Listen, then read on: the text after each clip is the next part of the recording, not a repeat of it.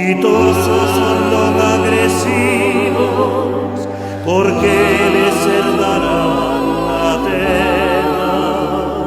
Ditosos los que teñen espíritu de pobres, porque deben ser o reino do ceo.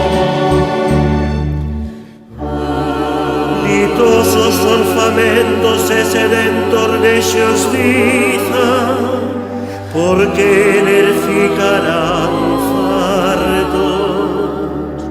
Ditosos son misericordiosos, porque eles serán tratados con misericordia.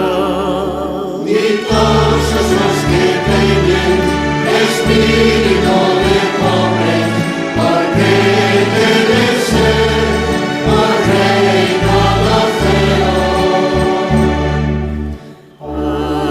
Ditosos os de corazón limpo, porque les verán a Deus.